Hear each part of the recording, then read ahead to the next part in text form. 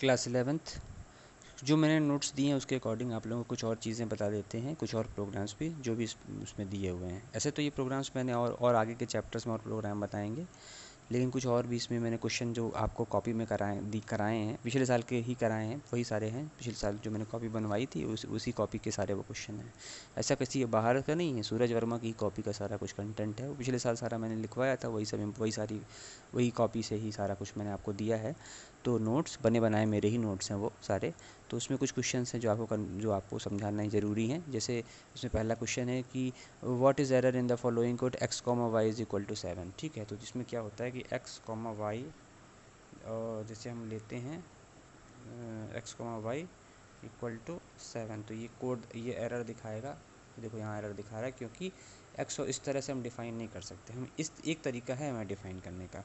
हम x is equal to दोनों question cover हो जाएंगे। x is equal to y is equal to 7, ये अगर हम करते हैं, ठीक है, तो ये सही होगा। ये कोई कोड है यहाँ फिनिश होकर आ रहा है, इसका मतलब यहाँ पर कोई क्योंकि अब इसी एक लाइन का कोड है, इसमें कुछ आएगा ही नहीं आउटपुट, तो इसका मतलब इसमें कोई एरर नहीं है। ठीक है, तो यहाँ देखो नॉर्मली क्या होता है कि दो वेरिएबल अगर हमको डिक्लेयर करने हैं, दोनों में एक ही वैल्यू देनी है, तो दोनों को बाकी लैंग्वेजेस में करने का तरीका क्या है कि हम ऐसे करेंगे, x इज इक्वल टू 7 और फिर y इज इक्वल टू 7। बाकी सब में ऐसे ही है, ये दो वेरिएबल हमें दो अलग अलग नाम के दो वेरिएबल हैं, दोनों में हमसे एक वैल्यू पास कर रहे हैं, तो ऐसे करेंगे। लेकिन इसमें ये फैसिलिटी इसमें ये पाइथन में एक फैसिलिटी है कि हम एक साथ भी कर सकते हैं, x is equal to Y is equal to 7। ठीक है, और कॉमा लगा कर भी कर सकते हैं, ये बिल्कुल सही कोड है। x is equal to 7, Y is equal to, दोनों को हम एक साथ लिख सकते हैं, लेकिन ये बाकी लैंग्वेजेस में ये नहीं हो पाता है। बाकी की प्रोग्रामिंग लैंग्वेज में इस तरह से हम डिक्लेयर नहीं कर सकते किसी भी वेरिएबल को जिसमें हम सेम वैल्यू इंटर करा रहे हैं। हमको x को भी 7 देना है, y को भी 7 देना है, लेकिन हमको अलग अलग देना पड़ेगा। लेकिन पाइथन में ऐसा फैसिलिटी है कि हम दोनों को एक ही साथ डिक्लेयर कर सकते हैं अगर सेम वैल्यू है तो। सेम वैल्यू के केस में होगा, अदर वैल्यू अगर मान लो अदर कॉमा लगा के वैल्यू है तो कॉमा लगा के हो जाता है। कैसे, देखो ऐसे x, y इक्वल टू, ठीक है, 7, 10। अब ये गलत नहीं करेगा, देखो नहीं गलत हुआ, ये एरर नहीं आया क्योंकि ये सही है।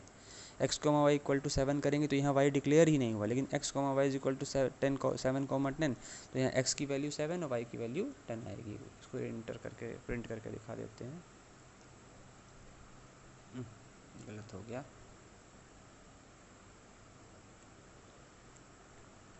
Print x। ठीक है, जितने इजीली ऐप के थ्रू हो जा रहा है ना उतने इजीली कंप्यूटर के थ्रू भी नहीं होता है। मैंने भी पहले खैर ऐप के थ्रू उतना नहीं रन कराया, लेकिन ऐप जब रन करा रहे हैं तो देख मेरा ये मुझे खुद ये लग रहा है ये तो ज़्यादा अच्छे से रन कर रहा है। देखो x की वैल्यू 7 और y की वैल्यू 10। यहाँ देखो इन प्रिंट स्टेटमेंट मैंने दिया, प्रिंट x और प्रिंट y, तो x की जगह में 7 आया, y की जगह पे 10 आया। ठीक है, मतलब ये बिल्कुल सही है। तो प्रिंट कराओगे तो अपने आप पता चल जाएगा।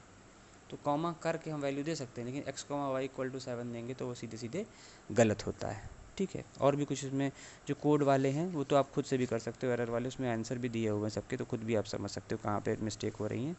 ज़्यादा ऐसा कोई मुश्किल नहीं है, इजी वाला ही है इसमें, तो बहुत इजी डिफ़िकल्ट नहीं दिया हुआ है। जो भी मैंने क्वेश्चन कराए हैं उसमें इजी ही हैं, ऐसे बहुत ज़्यादा डिफ़िकल्ट नहीं है। जो प्रोग्राम वाले हैं उसमें से एरिया ऑफ ट्रायंगल मैंने बता दिया था, रेडियस ऑफ सर्कल बता दिया था, कंपाउंड इंटरेस्ट, सिंपल इंटरेस्ट आप लोगों को बता दिया था। लेकिन 2-3 प्रोग्राम हैं जो लास्ट में हैं वो बताने ज़रूरी हैं क्योंकि वो थोड़े से डिफ़िकल्ट हैं। ठीक है, थोड़े से डिफ़िकल्ट हैं का मतलब है, देखो यहाँ पे जो एरर ये वाले सारे तो आप लोग कर लोगे, जहाँ एरर फाइंड आउट करना तो लिखा हुआ है कि कौन सा स्टेटमेंट क्या है, तो आप समझ सकते हो। यूज़ करते करते ज़्यादा समझ में आएगा कौन सा स्टेटमेंट क्या है। ये पाइथन प्रोग्राम करके 3-4 प्रोग्राम यहाँ बने हुए हैं ना, तो ये आपको बताने हैं, जिसमें से पहला वाला तो वही है, एडिशन है 2 नंबर का, तो वो 2 नंबर का एडिशन तो आप लोगों को आता ही है, मैंने पहले ही बताया। ये दोनों आपको बता देते हैं कि स्क्वायर रूट कैसे कैलकुलेट करते हैं, और स्वैपिंग ऑफ नंबर क्या। स्वैपिंग ऑफ नंबर का मतलब अदला बदली, मतलब उसमें हम इन 2 नंबर इनपुट करेंगे, एक नंबर तुम करके दिखा देते किस तरीके से ये होता है। ठीक है, तो इसमें पहले स्क्वायर रूट वाला देख लो कैसे होता है। स्क्वायर रूट वाला भी इजी ही है, तो ये दोनों बताने के बाद ये चैप्टर ख़त्म हो जाएगा। उसके बाद डेटा हैंडलिंग वाला चैप्टर होगा, तो उसमें डेटा हैंडलिंग वाले चैप्टर में आपको कई सारी चीज़ें नई नई बताई भी जाएंगी, और बहुत सारे प्रोग्राम भी नए नए का। डेटा टाइप्स के बारे में, उसी में डेटा टाइप्स के बारे में मैंने थोड़ा हल्का सा पहले इस चैप्टर में बता दिया था पाइथन फंडामेंटल में, लेकिन उसकी डिटेलिंग जो है वो हम डेटा हैंडलिंग वाले चैप्टर में बताएंगे, और उसमें कई सारे प्रोग्राम बनेंगे। अभी तो इसमें कम प्रोग्राम बने हैं, उसमें ज़्यादा बनेंगे प्रोग्राम।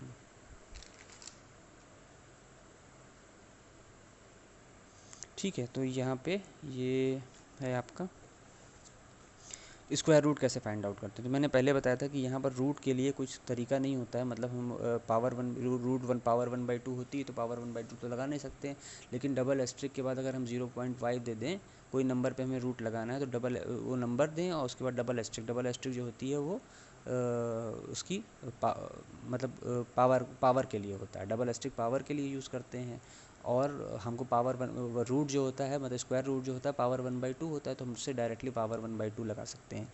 तो वहाँ 1/2 की जगह पे हम 0.5 यूज़ करेंगे। तो यहाँ एक हम नंबर ले लेते हैं, n मान लो फ्लोट ले लेते हैं, क्योंकि फ्लोट से हम कोई भी वैल्यू इनपुट कर पाएंगे। इंटीजर लेंगे तो हम सिर्फ इंटीजर वैल्यू करें। फ्लोट इनपुट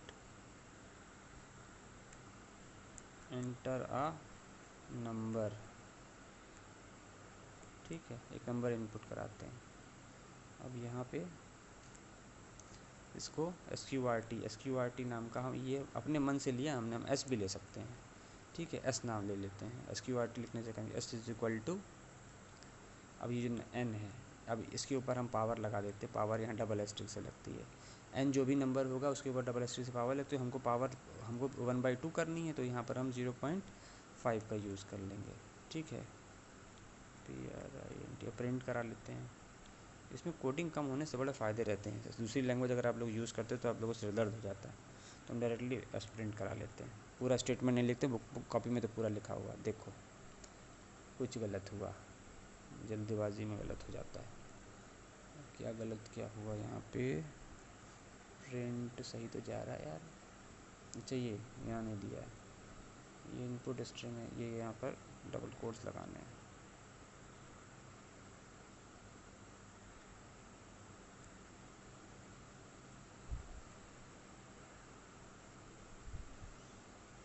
और यहाँ नंबर हम इनपुट करते हैं 4।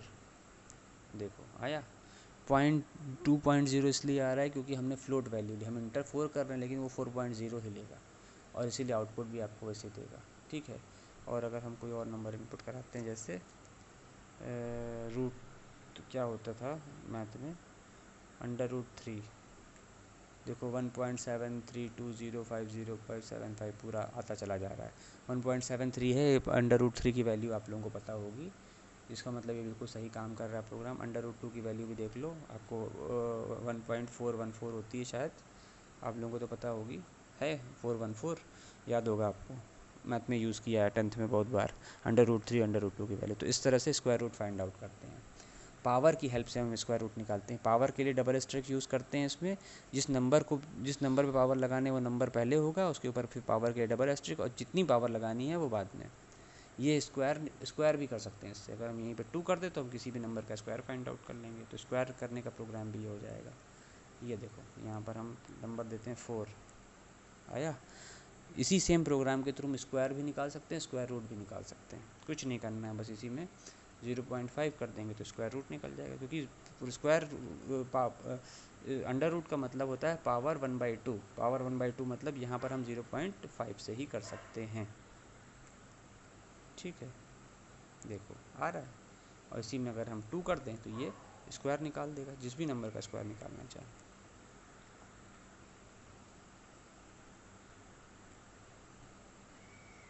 ठीक है, तो स्क्वायर और स्क्वायर रूट फाइंड आउट करने के लिए हमें अलग अलग प्रोग्राम बनाने की ज़रूरत नहीं है। हम एक ही प्रोग्राम में थोड़े से चेंजेस करके square and square root find out कर सकते हैं, ठीक है। अब एक जो प्रोग्राम मुझे बताना है, पहले वो प्रोग्राम है स्वैपिंग ऑफ नंबर। हम 2 नंबर लेंगे, एक नंबर ए लेंगे, एक नंबर बी लेंगे, ठीक है। तो वो नंबर में हम स्वैपिंग करेंगे, मतलब अदला बदली करेंगे। तो अदला बदली करने के लिए हमको एक और वेरिएबल की ज़रूरत होगी।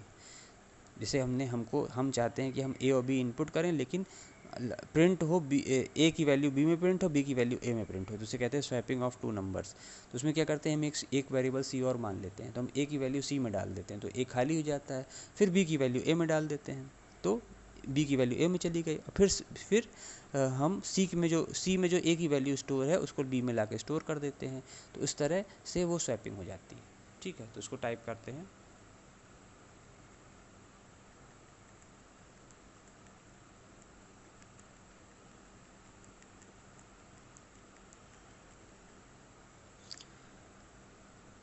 तो कीबोर्ड से हम इनपुट कराएंगे।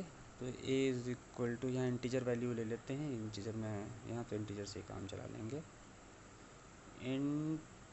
इनपुट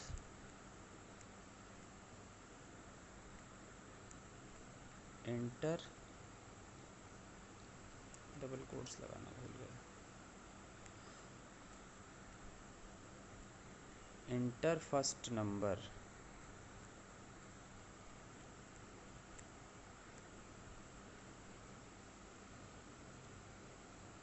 फिर गलत हो गया,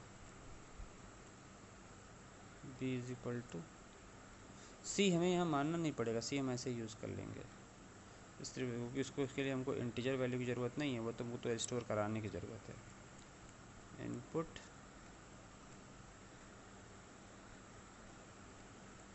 एंटर सेकंड नंबर। अब देखो हमको ए की जो वैल्यू हम इनपुट कराएंगे कीबोर्ड से, हम चाहते हैं कि वो बी में चली जाए और बी की वैल्यू ए में चली जाए। भाई अगर दो गिलास आपके सामने रखी हुई हैं, अब आपको एक गिलास में कोल्ड ड्रिंक रखी है, एक गिलास में पानी रखा हुआ। अब आप चाहते हो कि जो पहली वाली जो कोल्ड ड्रिंक वाली गिलास है उसमें पानी आ जाए और पानी वाली गिलास में कोल्ड ड्रिंक आ जाए। तो उसके लिए आपको एक तीसरी गिलास और चाहिए होगी। भाई पहली गिलास का पानी हम तीसरी गिलास में डाल देंगे, फिर दूसरी गिलास की कोल्ड ड्रिंक पहली गिलास में डाल देंगे और तीसरी गिलास का जो पानी था वो दूसरी गिलास में डाल देंगे। तो इस तरह से पहली वाली गिलास की चीज़ दूसरी में चली गई, दूसरी वाली की पहली में चली गई और तीसरा वाला एज इट इज़ खाली था। लेकिन एक हमको अलग से गिलास चाहिए होगी। इस तरह से एक एग्जाम्पल दे रहे हैं इसको स्वैपिंग करने का, कि दो गिलास हैं, एक में कोल्ड ड्रिंक रखी है, एक में पानी रखा हुआ है। पहली वाली में पानी है, दूसरी वाली में कोल्ड ड्रिंक है। अब आप चाहते हो कि पहली वाली में कोल्ड ड्रिंक हो जाए, दूसरी वाले में पानी हो जाए। तो उसके लिए आपको एक तीसरी गिलास की भी ज़रूरत होगी जो खाली करने का काम करेगी। ठीक है, तो उसमें अगर हम पहली वाली में पानी है, दूसरी में कोल्ड ड्रिंक है, तो हम पहली वाली में कोल्ड ड्रिंक डालना चाहते हैं तो पहले हम दूसरी वाले गिलास को खाली करके पहली डाल देंगे, या पहली वाली को हम डाल देंगे तीसरे में और दूसरी को उठा के डाल देंगे पहले में, और फिर तीसरे से उठा के डाल देंगे दूसरे में। तो इस तरह से पहली वाली में दूसरी की वैल्यू और दूसरी वाले में पहली की वैल्यू चली जाएगी और तीसरा वाला एज इट इज़ खाली था। तो यहाँ पर ए और बी इन दो वैल्यूज़ हमने इनपुट करा ली हैं। अब हम क्या करेंगे, एक हम सी मानेंगे, सी इज़ इक्वल टू ए। सी में हम ए की वैल्यू डाल देंगे। ठीक है, अब ए खाली हो गया।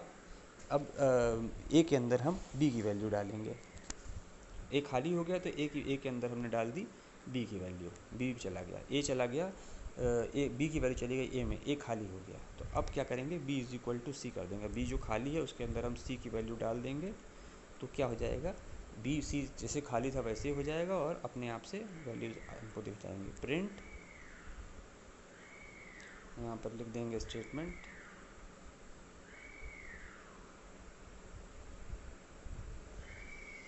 ये रात के 1:30 बजे मैं वीडियो बना रहा हूँ, इसीलिए आप लोगों को आवाज़ सुनाई दे रही है, क्योंकि दिन में बना पाना पॉसिबल नहीं हो पाता है बहुत बार। तो रात में बनाना आसान है, थोड़ा सन्नाटा भी रहता है, बिटिया भी कम हल्ला मचाती हैं तो बनाने ही नहीं देगी।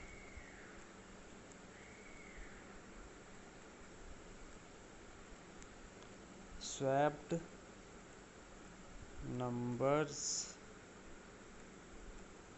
आर, ठीक है, तो स्वैप नंबर आर, ये तो बस ऐसे डिस्प्ले कराने के लिए हमने कर दिया है और देखने में अच्छा लगे। Equal to A comma B, A comma B. अभी इसका आउटपुट देख के आपको ज़्यादा जल्दी समझ में आ जाएगा। रन करा के दिखाते हैं। एक नंबर हम इनपुट करते हैं 34, दूसरा नंबर इनपुट करते हैं 78। देखो हुआ, पहला नंबर 34 था, दूसरा नंबर 78, यहाँ उल्टा हो गया, पहला 78 हो गया, दूसरा 34 हो गया। फिर से एक बार समझ लो, दो नंबर हमने इनपुट कराया, दोनों नंबर को हमको स्वैप करना था। हमने ए और बी ही डिस्प्ले कराया, लेकिन उसमें हुआ क्या है, सी की हेल्प से बी वाली वैल्यू ए में चली गई और ए वाली वैल्यू बी में चली गई। इसी को बोलते हैं स्वैपिंग। ठीक है। तो ग्लास वाला कॉन्सेप्ट अगर आप ध्यान रखेंगे तो आपको समझ में जाएंगी स्वैपिंग कैसे हो रही है। तो यहाँ सी जो है वो एक खाली गिलास है जो हेल्प कर रहा है बाकी की दोनों गिलासों की अदला बदली करने में। तो यहाँ पर हमने ए की वैल्यू सी में डाल दी, ए खाली हो गया, फिर बी की वैल्यू ए में उठा के डाल दी, तो जो बी वाली वैल्यू थी वो ए में चली गई, ए फुल हो गया। बी जो खाली हो गया उसमें सी वाली वैल्यू डाल दी जो कि ए की वैल्यू थी। तो इस तरह से सी फिर से एम्प्टी हो गया और ए और बी की वैल्यू आपस में बदल गई। बाकी जो ये एरर वाले कोड हैं, जो इसमें एरर आ रही है, आप उसको रन ज़रूर करा लें। हालांकि उन बच्चों जो कॉपी में लिखा है वो भी रन करा के लिखा है, फिर भी आप लोग रन करा लें, इसीलिए इनको नहीं एक्सप्लेन कर रहे हैं, आप लोग खुद रन करा के देखें।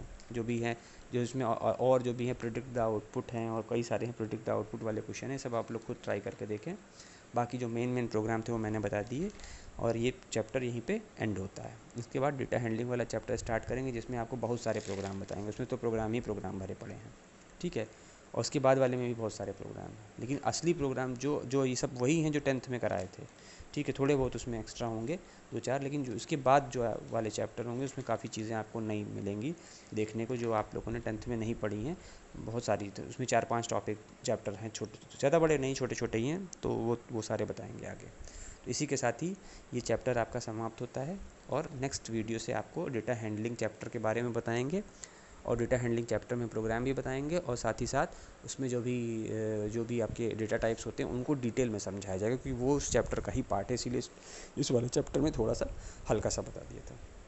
लेकिन मेरी आपसे रिक्वेस्ट है कि वर्क कंप्लीट करते रहें, वीडियोस देखते रहें, लेकिन ये मत सोचें कि स्कूल कब खुलेगा या फिर ऐसे ही पास कर दिया जाएगा। हो सकता है बड़े आप लोगों के लिए तो स्कूल खुल ही जाएगा और आपका एग्ज़ाम से ही पास किया जाएगा।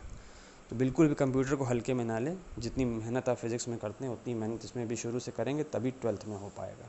12th में इससे भी कहीं ज़्यादा डिफ़िकल्ट है। अभी तो जो भी चल रहा है वो ईज़ी, इसके बाद भी जो भी पढ़ाएंगे वो ईज़ी होगा, ठीक है। लेकिन 12th वाला इससे कहीं हाई फाई होता है और उसके लिए 11th वाले जो 11th की जो पूरी कंप्यूटर है वो पूरी आनी चाहिए आपको, तभी तो स्टार्टिंग के 2 चैप्टर वही होते हैं वहाँ पे। तो आना ज़रूरी है, नहीं तो आपको आगे समझ में बिल्कुल भी नहीं आएगा, ठीक है। समझाना हमारा काम है, बाकी तो आपकी मर्ज़ी है, जैसा भी आप लोग चाहें। Okay, thank you.